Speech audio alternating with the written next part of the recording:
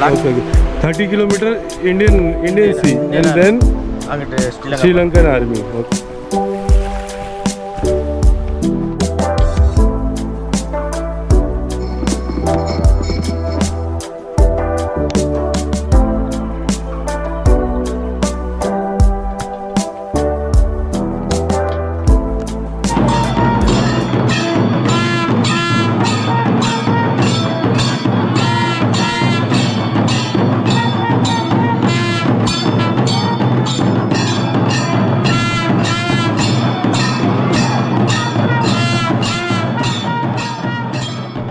जय श्री राम दोस्तों, प्रभु श्री राम वनवास मार्ग यात्रा के एक और नए वीडियो में आप सभी का चैनल पे स्वागत है। दोस्तों, हमारे इस प्रभु श्री राम वनवास मार्ग की यात्रा में आज मैं पहुंचा हूं दक्षिण भारत के एक बहुत बड़े तीर्थ स्थान पर, जिसका नाम है वेदारण्य। वेदारण्य का अर्थ होता है वेदों का अरण्य, यानी वेदों का जंगल। ऐसी मान्यता है, वेदों ने यहाँ पर भगवान शिव की आराधना की थी और उन्हीं के नाम पर ये अरण्य बना, वेदारण्य। जब भगवान शिव और पार्वती का विवाह हो रहा था तो सारे देव और दैत्य उत्तर की ओर चले गए थे और इस पृथ्वी का संतुलन बिगड़ गया था। तब भगवान शिव ने अगस्त्य ऋषि को दक्षिण में भेजा, जिससे पृथ्वी का ये संतुलन बना रहे। और वेदारण्य वही जगह है जहाँ पर अगस्त्य ऋषि आए थे। उन्होंने यहाँ पर शिव जी की आराधना की थी और इस पृथ्वी का जो संतुलन है उसे बनाए रखा। बहुत ही महत्वपूर्ण ये तीर्थ स्थान है। प्रभु श्री राम अपने वनवास के समय लंका जाते समय पूरी वानर सेना के साथ पहली बार समुद्र किनारे इसी जगह पर पहुंचे थे, वेदारण्य तीर्थ में। और दोस्तों, आज के इस वीडियो में हम इसी वेदारण्य तीर्थ की यात्रा करेंगे। यहाँ पर भगवान शिव को समर्पित एक बहुत बड़ा मंदिर है, जो तमिलनाडु के सबसे बड़े मंदिरों में से एक है। उसके साथ साथ इस जगह से बहुत सारी पौराणिक कथाएं जुड़ी हुई है। प्रभु श्री राम भी अपने वनवास के समय पर यहाँ आए थे और यहाँ से समुद्र पार करना नामुमकिन था, तो वो मायूस होकर यहाँ पर भगवान शिव की आराधना किए और उसके बाद उन्हें यहाँ से ऊर्जा और शक्ति मिली थी। फिर वो अपनी वानर सेना को लेकर यहाँ से आगे बढ़ते हुए रामेश्वरम पहुंचे थे। अभी इस वक्त मैं हूँ वेदारण्य के उसी समुद्र के किनारे जहाँ पर प्रभु श्री राम आए थे। ये आप देख रहे हैं मेरे सामने, ये एक बीच है और इसके बाहर आप देखेंगे तो पूरा अरण्य है। लगभग यहाँ से 1.5 से 2 किलोमीटर की दूरी पर एक गांव है, उस गांव में ही यहाँ का प्रमुख मंदिर है। तो मैं सुबह सुबह पहले यहाँ बीच पर आया था आपको ये समुद्र किनारे दिखाने। अभी मैं यहाँ से अंदर चलता हूँ गाँव में और आपको बताता हूँ कि आप वेदरणेश्वर महादेव के दर्शन कैसे कर सकते हैं।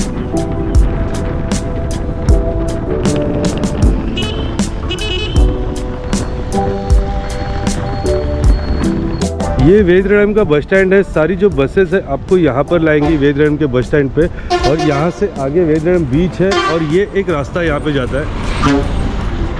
ये जो सीधा रास्ता है, सामने ही मंदिर है। कुछ कदम आप चल के जाएंगे तो 50-60 मीटर पे मंदिर का गोपुरम आता है और ये मेन बस स्टैंड है। तो दोस्तों, अभी मैं मंदिर के अंदर प्रवेश कर चुका हूं और मेरे साथ में अभी यहां पर मनी है, जो मनी इस मंदिर से जुड़े हुए हैं और इस मंदिर की सारी जानकारी ये हमें तमिल में बताते रहेंगे। मैं आपको ट्रांसलेट करके बताऊंगा। आगे मंदिर के जो पुजारी हैं वो भी हमारा इंतज़ार कर रहे हैं, वो भी हमें इस मंदिर के बारे में सारी जानकारी देंगे। तो जैसे आप देखिए, आप अंदर आते हैं तो आपको बहुत बड़ा प्रांगण मिलता है। अभी तो यहाँ पर शेड्स वगैरह लग रहे हैं, यहाँ पर उत्सव की तैयारी चल रही है। यहाँ पर अभी उत्सव होने वाला है। जैसे आप अंदर आते हैं, हाँ, तो फर्स्ट दिस तो जैसे आप मंदिर के अंदर प्रवेश करेंगे तो सबसे पहले आपको काल भैरव जी के दर्शन होंगे, ये पहले घेरे के अंदर। तो मैं अंदर से आपको दिखाता हूँ, यहाँ पे अंदर जा सकते हैं। तो भगवान काल भैरव की मूर्ति को यहाँ पे स्थापित किया हुआ है। दक्षिण भारत के सारे बड़े मंदिरों में सरोवर बनाने की परंपरा है और मंदिर के घेरे में आपको सरोवर ज़रूर मिलेंगे। तो यहाँ पे भी वेदनारायणेश्वर मंदिर में भी आपको सरोवर मिलेगा, जिसे वेद तीर्थम कहा जाता है। और ये प्राचीन सरोवर है, पहले यहाँ पे स्नान होती थी और यहाँ पर जब उत्सव वगैरह होता है मंदिर का तो ये तालाब के पास ही होता है। तो ये है वेद तीर्थम, और वेद तीर्थम से फिर हम आगे बढ़ते हैं। यहाँ पे आप आगे आते हैं तो आपको एक मंडप मिलता है। ये छोटा सा मंदिर का मंडप बनाया है और यहाँ इस मंडप में मराठी में एक शिलालेख लिखा है, जिसपे अगर कोई महाराज से देख रहे हैं तो वो जो मराठी जो संस्कृति थी, जो मराठा शासन थे, वो यहाँ तक थे। वेदरणाची शेवटची प्रयत्न, और यहाँ पे नाम लिखा है, साफ दिख नहीं रहा है, राणेजी पुत्र सुन तानाजी सावंतराव, तो कुछ नाम लिखा है, ये मराठी में लेकिन लिखा है। मंडप से जैसे आप आगे बढ़ेंगे तो आपको सामने यहाँ पे भगवान गणेश का एक छोटा सा मंदिर मिलेगा। तो ये गणपति जी का मंदिर है यहाँ पे। और अंदर गणपति जी की काले रंग की मूर्ति स्थापित की गई है। और गणेश मंदिर के बिल्कुल पीछे आपको यहाँ पर मंदिर के नंदी जी के दर्शन होंगे। यहाँ पे नंदी जी की स्थापना की गई है। हर मंदिर के बाहर, दक्षिण भारत में बाहर एक नंदी होते हैं, मंदिर के अंदर एक नंदी होते हैं। तो यहाँ पर मंदिर के नंदी जी के दर्शन होते हैं। और नंदी जी के सामने भी एक मंडप है, हम आगे जाएंगे उसमें, लेकिन उससे पहले यहाँ पर एक पवित्र पेड़ है। तो मैं आपको पहले पवित्र पेड़ के दर्शन कराता हूँ। पंडित जी बता रहे हैं यहाँ पे जो ये पेड़ है, ये पेड़ को यहाँ पे बहुत पवित्र माना जाता है और इस पेड़ की पूजा की जाती है। इस पेड़ की भी खासियत ऐसी है कि इस पेड़ पे जो आधे पेड़ पे कांटे वाले टहनी आती है, ये आप देखेंगे तो इसमें कांटे लगे हुए, ये कांटे की टहनी है और आधे में कांटे नहीं आते हैं। तो ये इस तरीके का पेड़ है। इसके जो पत्ते आप देखेंगे तो बिल्कुल इमली के पत्ते की तरह है, लेकिन इसके अंदर जो फल आते हैं वो रुद्राक्ष की तरह आते हैं। और एक जो गवार की जो सब्जी होती है, बीन्स की सब्जी, उस तरह के इसमें फल आते हैं। तो ये जो पेड़ है ये आपको मंदिर में मिलेगा। सब जगह में होता है, ये इसी में अलग है। हाँ। सब जगह में ऐसे नहीं है। हाँ। ये जो कम से कम 2000 साल का पहले है। हाँ। ये आने के पहले है। हाँ। ये जो पेड़ है ये लगभग 2000 साल पहले का है। और इस पूरे इलाके में जो विदर्णे का इलाका है, इस पूरे इलाके में ऐसे पेड़ मिलते हैं, लेकिन इस तरीके से आधा कांटा और आधे अलग अलग फल वाले पेड़ नहीं आते। और ये आम है सुलमला। और इस पेड़ के चबूतरे पे आप देखेंगे तो यहाँ पे आपको कछुए की मूर्ति दिखाई देगी। यहाँ पे कछुए की मूर्ति है जिसका पूंछ जो है वो पीछे की तरफ है। तो मैं हाँ, पेड़ तो दिखा रहा हूँ। तो ये पेड़ के पीछे आपको यहाँ पे कछुए की पूंछ के दर्शन होंगे।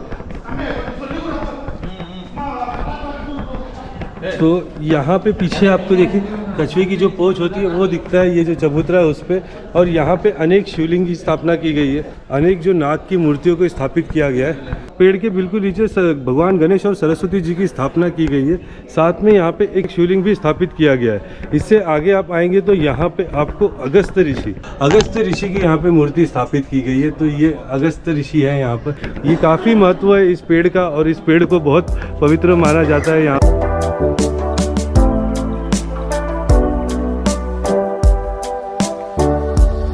तो ये जो मंदिर का मुख्य मंडप है, जो निज मंदिर है जहाँ पर भगवान का गर्भगृह है, उसका प्रवेश द्वार है।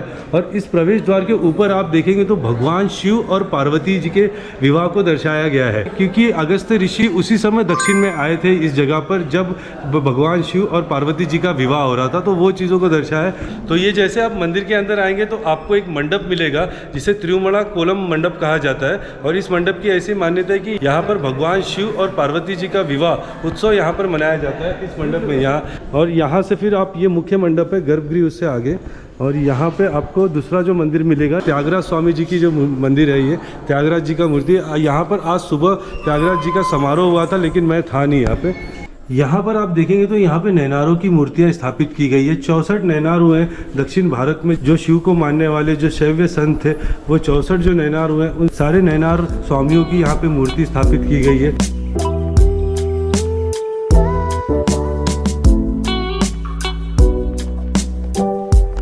बाहर आएंगे नैनारों के दर्शन करते हुए तो आपको यहाँ पर बाहर मंदिर का जो शिखर है वो शिखर के दर्शन होंगे।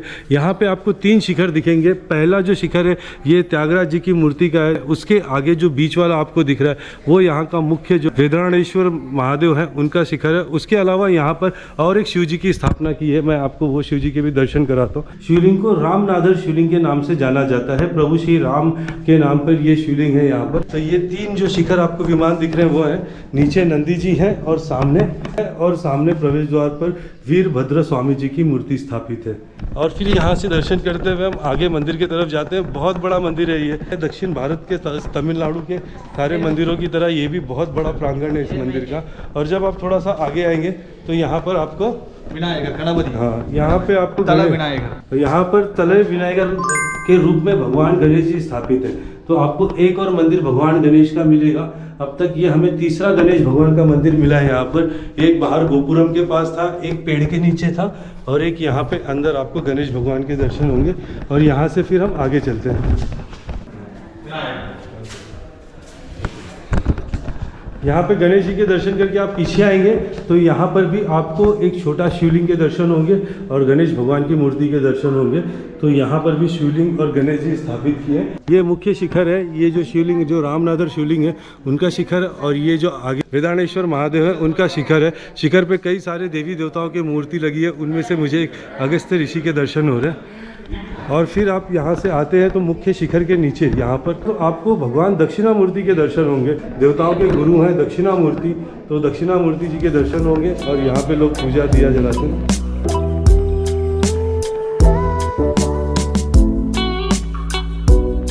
दक्षिणामूर्ति के दर्शन करके आप आगे आएंगे तो आपको यहाँ पर 5 पांडव लिंगम के दर्शन होंगे। 5 पांडव भी महाभारत काल में भी यहाँ पर 5 पांडव आए थे, तो 5 पांडव को समर्पित यहाँ पर शिवलिंग है। तो यहाँ पर आपको 3 शिवलिंग दिखेंगे, यहाँ पर 3 शिवलिंग की स्थापना की गई है। उससे आगे यहाँ पर भगवान मुरुगन की मूर्ति की स्थापना की गई है। भगवान मुरुगन स्वामी को दक्षिण भारत में बहुत माना जाता है, तो ये भगवान मुरुगन को समर्पित ये मंदिर है। और मुरुगन स्वामी जी के जैसे दर्शन करके आप आएंगे यहाँ पर तो आपको महालक्ष्मी मंदिर के दर्शन होंगे। और यहाँ पर महालक्ष्मी जी की बहुत ही सुंदर मूर्ति की स्थापना की गई है। और महालक्ष्मी जी के दर्शन करके आप आगे देखेंगे तो यहाँ पर आपको शनि भगवान के दर्शन होंगे और विश्वनाथ के रूप में भगवान शिव की भी एक मूर्ति स्थापित की गई है। ये जो मैं बता रहा हूँ ये आपको जो आखिरी जो मुख्य घेरा है मंदिर का वो है मुख्य घेरा। मैं आपको दिखा दूँ यहाँ से बाहर। पहले गोपुरम है, उसके बाद पहला घेरा था, फिर दूसरे गोपुरम को पार करके हम अंदर आए तो ये मुख्य मंदिर का मंडप है, ये मंदिर है और ये मुख्य शिखर है वेदाणेश्वर के। और इस घेरे के अंदर ये सारे मंदिर हैं। आगे हम चलते हैं तो आगे यहाँ पे और मूर्तियाँ हैं, मैं एक एक करके आपको दिखाता हूँ। सरस्वती माता, तो यहाँ पे सरस्वती माता की मूर्ति स्थापित की गई है। बहुत ही सुंदर काले पत्थर से माता सरस्वती जी की मूर्ति यहाँ पर है। यहाँ पर देखेंगे तो सारे बच्चों ने अपना रोल नंबर लिख के रखा हुआ है यहाँ पर।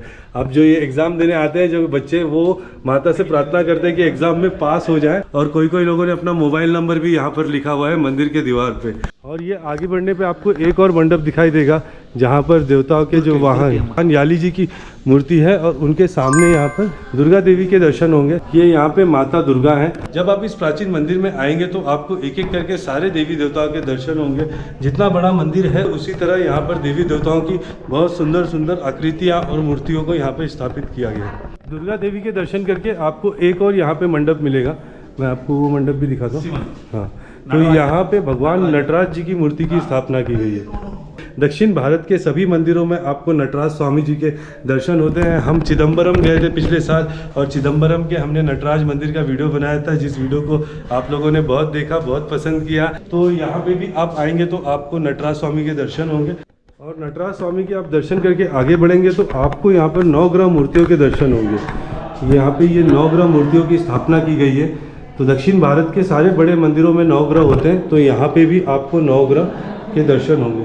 और 9 ग्रह मूर्तियों के दर्शन करके आप आगे बढ़ेंगे तो आपको यहाँ पर काल भैरव जी की, सूर्य जी की और चंद्र जी की 3 मूर्ति यानी सूर्य, चंद्र, काल भैरव जी के दर्शन होंगे। इस घेरे के अंदर, इस मंडप के अंदर जब इन सारे देवी देवताओं के आप दर्शन करके आएंगे तो फिर अंत में आपको दर्शन होंगे यहाँ के मुख्य शिवलिंग की। वेदाणेश्वर महादेव के सामने ही गर्भगृह है, उसके अंदर शिवलिंग स्थापित है। तो ये है यहाँ का मुख्य घेरा। और इसके बाद फिर आप दर्शन करके बाहर चलते हैं तो दर्शन के बाहर आपको क्या क्या मिलेंगे वो मैं दिखाता हूँ।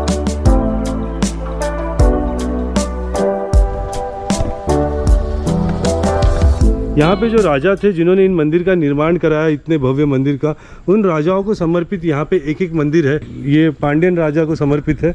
और इससे आगे आप आएंगे यहाँ पे ये सोलर राजा थे, तो सोलर राजा को ये समर्पित है।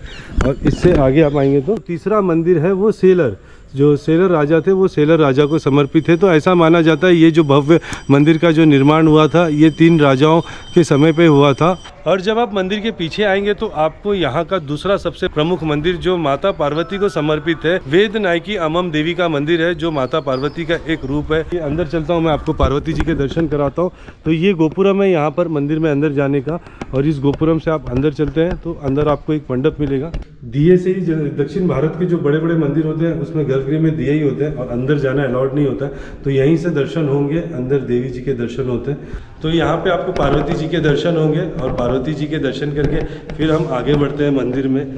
तो काफ़ी अच्छा लग रहा है यहाँ पे दर्शन करके, इतने प्राचीन और पौराणिक मंदिर में जहाँ पर बड़े बड़े संत ऋषि और देवताओं का आना हुआ था। आज हम यहाँ पे दर्शन करने आए और मैं आपको दर्शन करा रहा हूँ। उसके आगे यहाँ पे एक पेड़ है, इस पेड़ को पिनमरम कहा जाता है यहाँ पर, और इस पेड़ की भी पूजा होती है। और इस पेड़ के नीचे आप देखेंगे तो यहाँ पे आपको गणेश जी, पार्वती जी और गणेश जी, यहाँ 2 गणेश जी की मूर्ति और एक पार्वती जी की मूर्ति स्थापित है। और यहाँ पे ये प्राचीन पेड़ है मंदिर के अंदर। एक पेड़ के दर्शन हमने बाहर किए थे आगे की तरफ, और दूसरे जो पवित्र पेड़ के दर्शन आपको पीछे की तरफ होते पार्वती माता मंदिर के सामने। ये बिल्कुल यहाँ पर जो पार्वती वेद नायकी अम्मन देवी मंदिर है।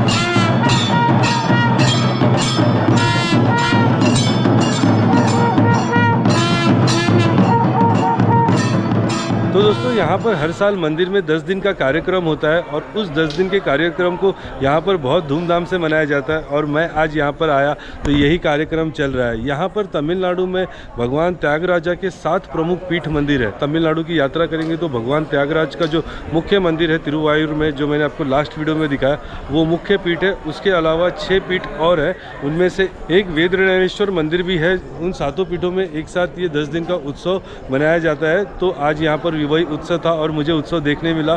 बहुत ही सुंदर यहाँ पर उत्सव हुआ। और मेरे साथ में है मणि, ये मंदिर से ही जुड़े हैं, तो इन्होंने मुझे इस मंदिर की एक एक बारीकी से इन्फॉर्मेशन दी। और एक चीज़ है, ये हमारी इतनी लंबी यात्रा हुई, जहाँ जहाँ पर जाने में मैं ज़्यादा नर्वस हुआ हूँ, उन जगहों पर मुझे सबसे ज़्यादा अच्छा लगा है। ये भगवान श्री राम और महादेव का आशीर्वाद है कि जिन जिन जगहों पर जाने में मैं पहले बहुत सोचता था कि जाऊँ या ना जाऊँ, वहाँ पर जाके क्या होगा, लेकिन उन जगहों पर जाकर ही मुझे सबसे ज़्यादा अच्छा लगा। और ये जो वेदरयम तीर्थ है, ये इतना दूर है, मैं भी यहाँ पर आने में सोच रहा था, लेकिन यहाँ पर आने के बाद मुझे एकदम फैमिली जैसा लगा और बहुत अच्छा लगा। तो दोस्तों, अगर आप तमिलनाडु की यात्रा में आ रहे हैं तो आप ज़रूर इस तीर्थ पर आइए, आपको बहुत अच्छा लगेगा। बहुत पुराना और पौराणिक तीर्थ है। तो दोस्तों, उम्मीद करता हूँ मेरे आज के इस वीडियो से आपको इस प्राचीन तीर्थ के बारे में बहुत सारी जानकारी मिली होगी। अब इस वीडियो को मैं यहीं इस मंदिर में एंड करता हूँ। यहाँ से पास में ही कोड़ीकराई है, जहाँ पर प्रभु श्री राम यहाँ से वहाँ गए थे। तो आने वाले वीडियो में मैं आपको कोड़ीकराई की यात्रा कराऊंगा। तब तक के लिए आप सभी को bye, good day, see you, Har Har Mahadev, जय श्री राम।